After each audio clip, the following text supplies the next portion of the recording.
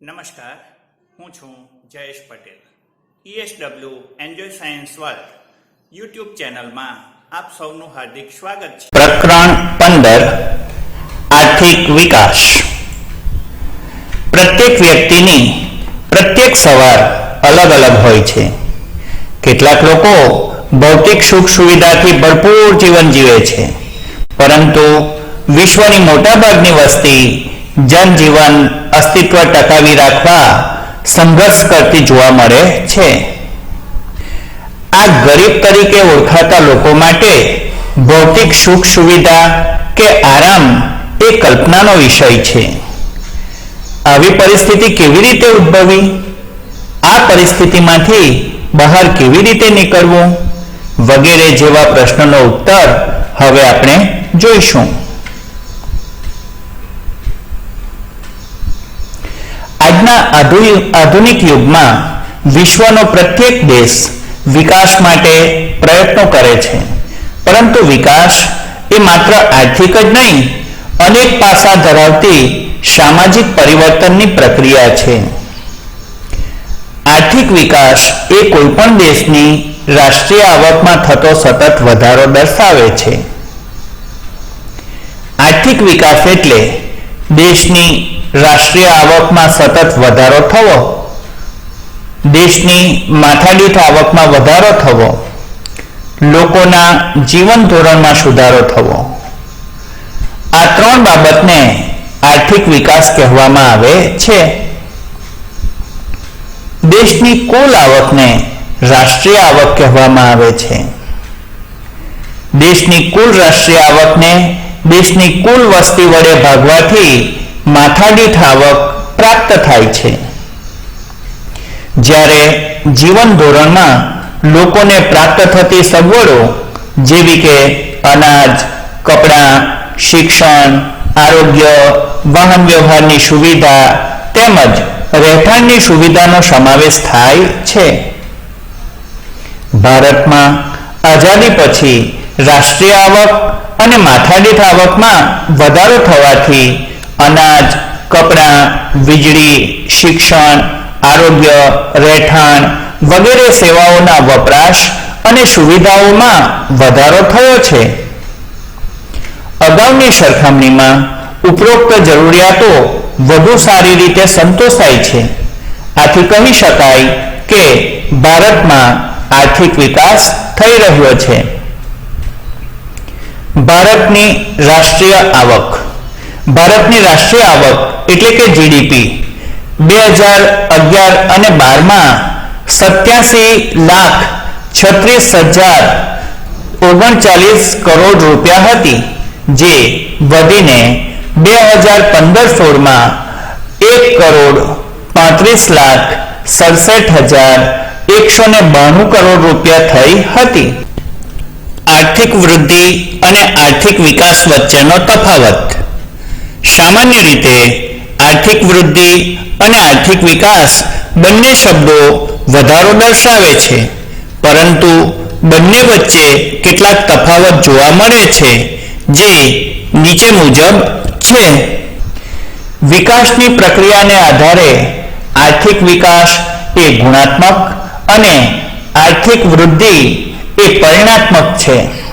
આર્થિક વિકાસ એ પ્રથમ અવસ્થા છે, જ્યારે આર્થિક વૃદ્ધિ એ આર્થિક વિકાસ પછીની અવસ્થા છે. 2. અર્થતંત્રમાં થતા પરિવર્તનને આધારે. અર્થતંત્રમાં થતા નવા સંશોધનોના આધારે ઉત્પાદનમાં થતો વધારો એ આર્થિક વિકાસ છે.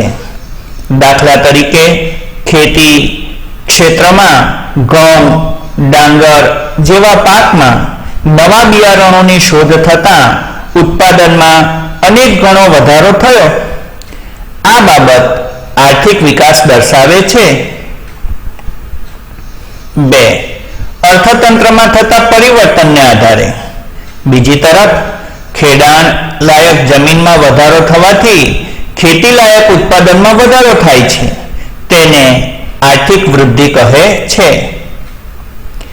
વિકસિત અને વિકાસશીલ દેશોના સંદર્ભમાં. વિકસિત અને વિકાસશીલ દેશોના સંદર્ભમાં પણ બંને વચ્ચે તફાવત જોવા મળે છે. વિકસિત દેશોની રાષ્ટ્રીય આવકમાં થતો વધારો એ આર્થિક વૃદ્ધિ કહેવાય, જ્યારે વિકાસશીલ દેશોની રાષ્ટ્રીય આવકમાં થતો વધારો એ આર્થિક વિકાસ કહેવાય. વિકાસશીલ અર્થતંત્રના લક્ષણો. વિકસિત અર્થતંત્ર અને વિકાસશીલ અર્થતંત્ર માથાદીઠ આવકના આધારે અલગ પાડવામાં આવે છે. વિશ્વ બેંકના 2004ના વિશ્વ વિકાસ અહેવાલમાં $735 થી ઓછી આવક ધરાવતા દેશોને વિકાસશીલ અર્થતંત્ર તરીકે ઓળખવામાં આવે છે. વિકાસશીલ અર્થતંત્રના મુખ્ય લક્ષણો નીચે મુજબ ગણવામાં આવે છે. 1. નીચી માથાદીઠ આવક. વિકાસશીલ દેશોની રાષ્ટ્રીય આવક નીચી જોવા મળે છે, જ્યારે વસ્તી વૃદ્ધિનો દર વધુ હોવાથી માથાદીઠ આવક નીચી રહે છે. નીચી માથાદીઠ આવકને કારણે જીવન ધોરણ નીચું રહેવા પામે છે. 2. વસ્તી વૃદ્ધિ. વિકાસશીલ રાષ્ટ્રોમાં વસ્તી વધારો વધુ જોવા મળે છે. આવા દેશોમાં વસ્તી વૃદ્ધિનો દર 2% અથવા તેનાથી પણ વધુ જોવા મળે છે. 3. કૃષિ ક્ષેત્ર પર અવલંબન. વિકાસશીલ રાષ્ટ્રોમાં ખેતી મુખ્ય આર્થિક પ્રવૃત્તિ હોય છે અને દેશના 60% કરતાં પણ વધુ લોકો રોજગારી માટે ખેતી પર આધારિત હોય છે. દેશની રાષ્ટ્રીય આવકમાં પણ ખેતીનો ફાળો 25%ની આસપાસ હોય છે. 4. આવકની વહેંચણીની અસમાનતા. વિકાસશીલ રાષ્ટ્રોમાં આવક અને ઉત્પાદનના સાધનોની વહેંચણીમાં અસમાનતા જોવા મળે છે.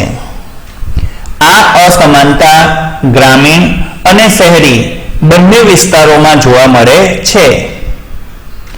દેશના ટોચના 20% ધનિક લોકો રાષ્ટ્રીય આવકનો 40% હિસ્સો ધરાવતા હોય છે અને તળિયાના 20% ગરીબ લોકો રાષ્ટ્રીય આવકનો 10% હિસ્સો ધરાવતા હોય છે.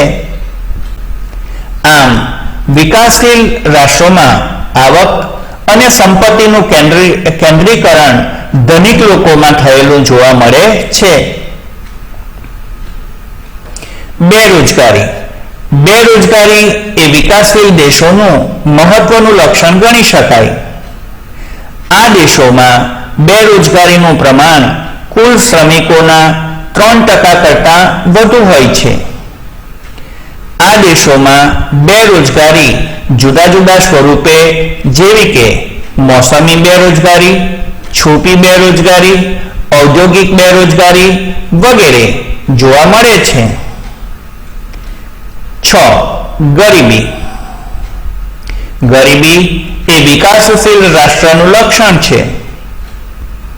જે લોકો પોતાની પ્રાથમિક જરૂરિયાતો જેવી કે અનાજ, કપડાં, રહેઠાણ, શિક્ષણ અને આરોગ્ય વગેરે સંતોષી શકતા ન હોય તેને ગરીબ ગણવામાં આવે છે.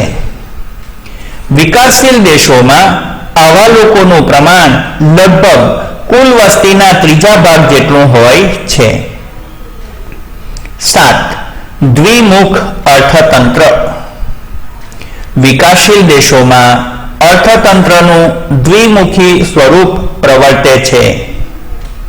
એક બાજુ ગ્રામ વિસ્તારમાં પછાત ખેતી પદ્ધતિ, જૂની પુરાણી યંત્ર સામગ્રી, રૂઢિચુસ્ત સામાજિક જીવન માળખું, ઓછું ઉત્પાદન વગેરે જોવા મળે છે.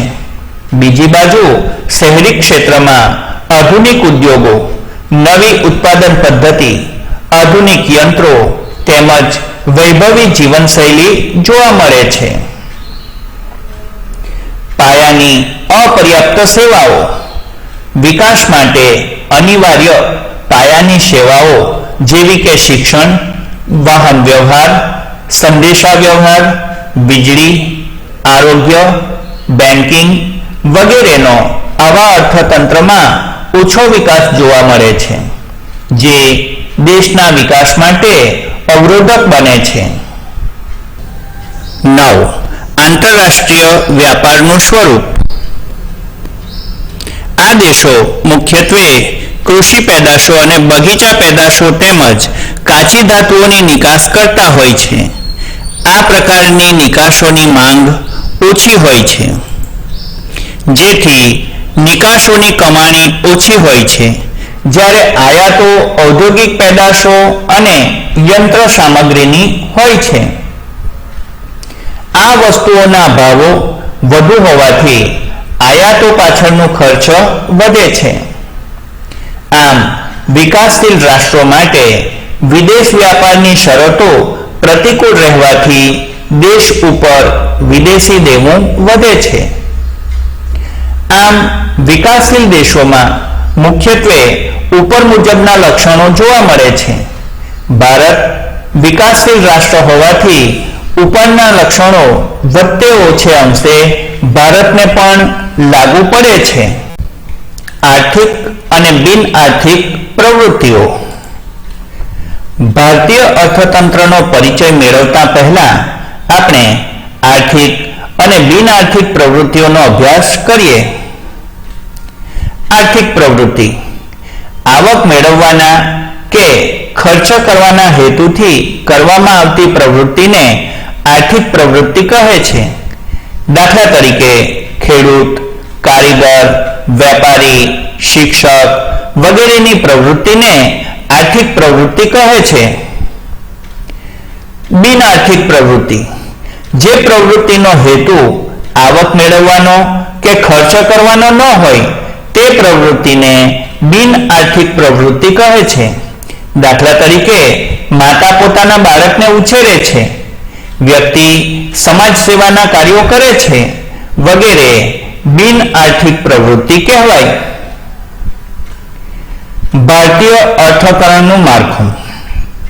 અર્થતંત્રમાં થતી વિવિધ અસંખ્ય આર્થિક પ્રવૃત્તિઓ જેવી કે વિવિધ વ્યવસાયોને 3 મુખ્ય વિભાગોમાં વહેંચવામાં આવે છે.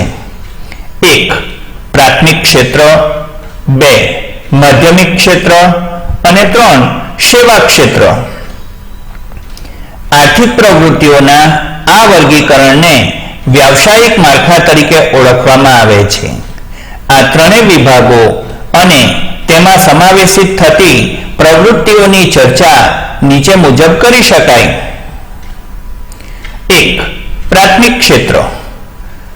અર્થતંત્રના આ વિભાગમાં ખેતી તેમજ ખેતી સાથે સંકળાયેલી પ્રવૃત્તિઓ જેવી કે પશુપાલન, પશુ સંવર્ધન, મત્સ્ય ઉદ્યોગ, મરઘા બતકા ઉછેર, જંગલો, કાચી ધાતુઓનું ખોદકામ વગેરે પ્રવૃત્તિઓને પ્રાથમિક વિભાગમાં સમાવેશ થાય છે. 2. માધ્યમિક ક્ષેત્ર. આ વિભાગમાં નાના અને મોટા પાયાના ઉદ્યોગો, બાંધકામ, વીજળી, ગેસ અને પાણી પુરવઠો વગેરે પ્રવૃત્તિઓનો સમાવેશ થાય છે. આ વિભાગ ઉદ્યોગ તરીકે પણ ઓળખાય છે, જેમાં ટાંકણીથી લઈને મોટા મોટા યંત્રો સુધીનું ઉત્પાદન કરવામાં આવે છે. 3. સેવા ક્ષેત્ર. આ વિભાગમાં અનેકવિધ સેવાઓનો સમાવેશ થાય છે. આવી સેવાઓમાં વ્યાપાર, સંદેશા વ્યવહાર, હવાઈ તથા દરિયાઈ માર્ગો, શિક્ષણ, આરોગ્ય, બેન્કિંગ તેમજ વીમા કંપનીઓનો પ્રવાસ અને મનોરંજન વગેરેની કામગીરીનો સમાવેશ આ ક્ષેત્રમાં થાય છે. સામાન્ય રીતે વિકાસશીલ દેશોમાં પ્રાથમિક ક્ષેત્રનું પ્રભુત્વ હોય છે. રોજગારી તેમજ રાષ્ટ્રીય આવકમાં પ્રાથમિક ક્ષેત્રનો હિસ્સો સૌથી વધારે હોય છે, પરંતુ જેમ જેમ આર્થિક વિકાસ થતો જાય છે તેમ તેમ પ્રાથમિક ક્ષેત્રનું મહત્વ માધ્યમિક અને સેવા ક્ષેત્રની સંક્ષિપ્તતામાં ઘટતું જાય છે અને ઉદ્યોગ ક્ષેત્રનો વ્યાપ વધતો જાય છે. ઉત્પાદનના સાધનો. કુદરતી સંપત્તિ અને શ્રમની મદદથી ચીજ વસ્તુઓ અને સેવાઓનું ઉત્પાદન કરવામાં આવે છે. આ ઉત્પાદન કરવા માટે અનેકવિધ સાધનોનો ઉત્પાદન માટે બળદ, ટ્રેક્ટર, દાતરડું, મજૂરો, જમીન વગેરે જેવા અનેક સાધનો જોડાયેલા હોય છે. ઉત્પાદન માટેના સાધનો તો ઘણા છે, પરંતુ અભ્યાસમાં સરળતા માટે આવા સાધનોને 4 ભાગમાં વહેંચવામાં આવ્યા છે. 1. જમીન, 2. મૂડી, 3. શ્રમ અને 4. નિયોજન. આ તમામ સાધનોનો પરિચય નીચે મુજબ છે. 1. જમીન.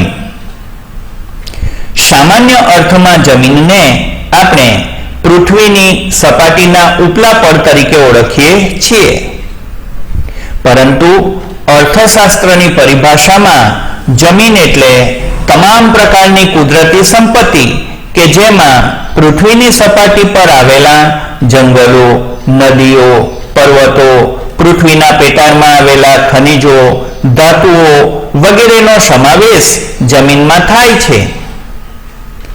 આમ જમીન એ ઉત્પાદનનું કુદરતી સાધન છે. 2. મૂડી. ઉત્પાદનની પ્રક્રિયામાં ઉપયોગમાં લેવામાં આવતા માનવ સર્જિત સાધનો જેવા કે યંત્રો, ઓજારો, મકાનો વગેરેનો સમાવેશ મૂડીમાં થાય છે. 3. શ્રમ. ભૌતિક વળતરની અપેક્ષાએ કરવામાં આવતા કોઈ પણ શારીરિક કે માનસિક કાર્યને શ્રમ કહે છે. શ્રમ એ ઉત્પાદનનું સજીવ સાધન છે.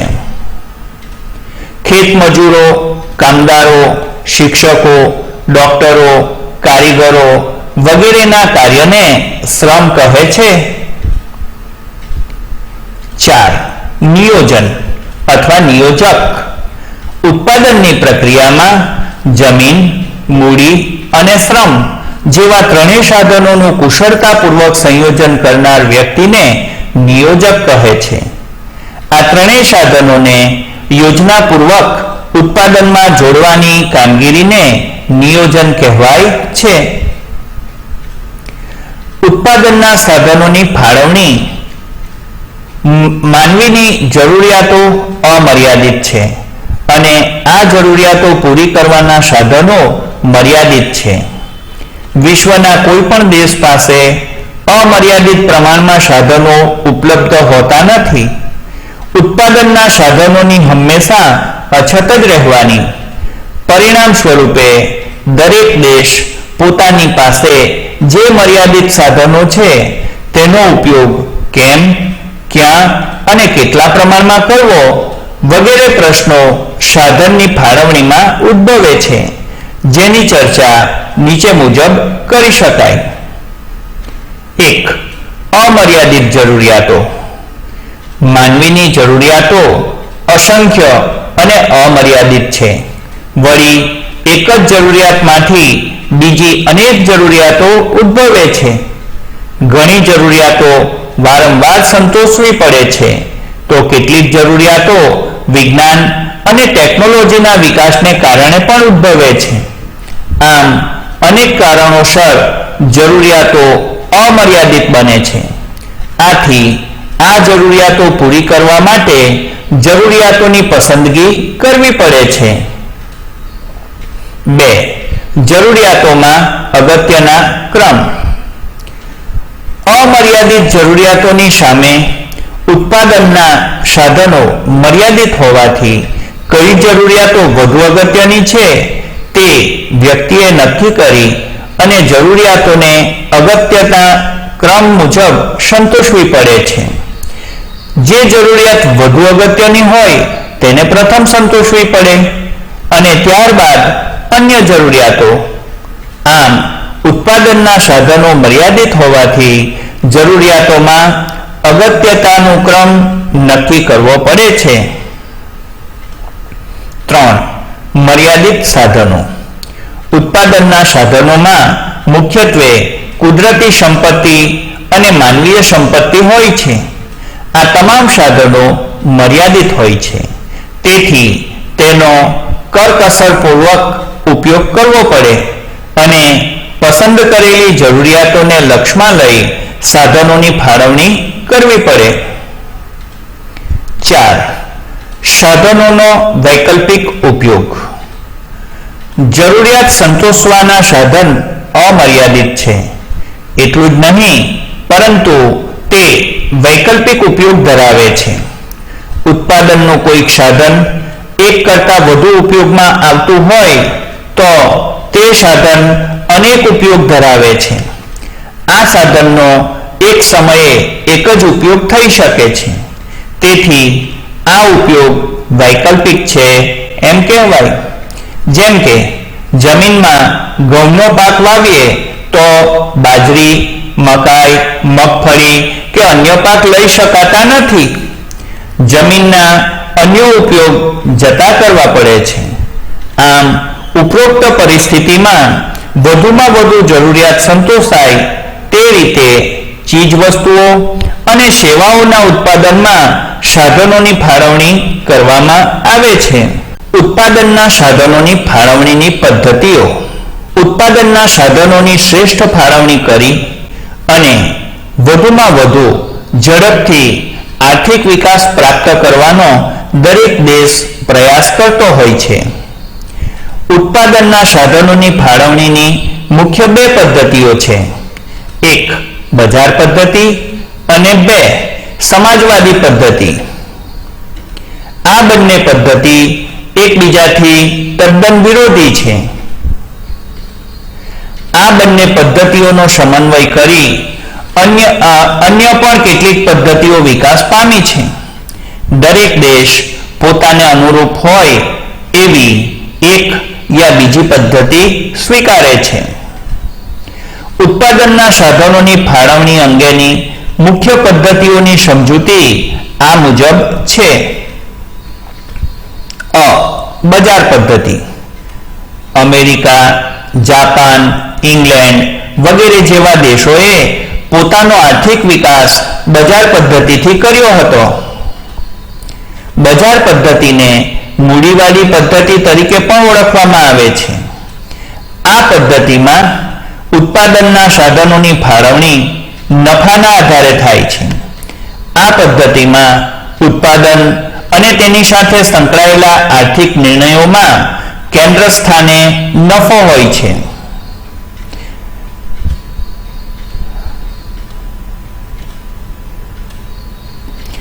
લોકોને જે વિવિધ ઉદ્યોગોમાં મૂડીરોકાણ કરવાનું નફાકારક જણાયું તેમાં તેઓએ મૂડીરોકાણ કર્યું. આ પદ્ધતિમાં બજાર તંત્ર સંપૂર્ણપણે મુક્ત હોય છે. સરકારની કોઈ ચોક્કસ આર્થિક નીતિ કે ભૂમિકા હોતી નથી. બજાર તંત્રમાં સ્પર્ધાનું તત્વ અનોખી કામગીરી બજાવે છે. હરીફાઈયુક્ત બજારમાં મહત્તમ નફો મેળવવા કાર્યક્ષમતા વધુને વધુ ઊંચે લઈ જવી પડે છે. આ પ્રક્રિયાને કારણે અનેક નવા સંશોધનો થયા છે અને ઉત્પાદનની નવી પદ્ધતિઓ શોધાઈ છે, જેના દ્વારા ઉત્પાદન મહત્તમ થાય છે. આના લીધે દેશનો વિકાસ ઝડપથી થાય છે.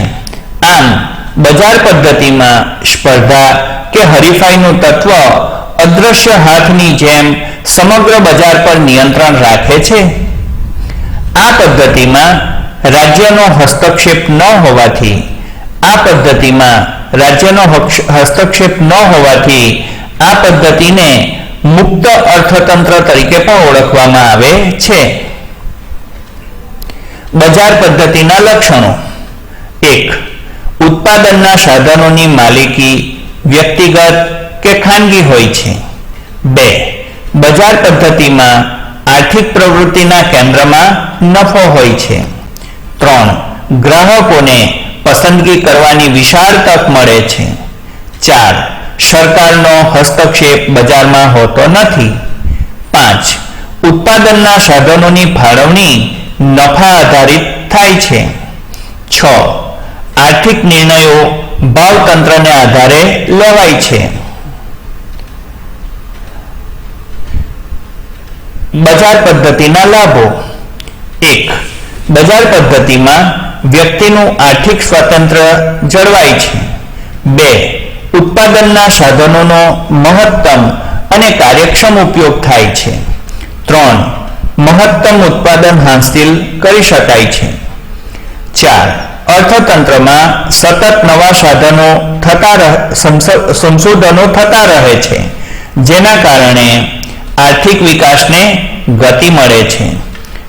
5.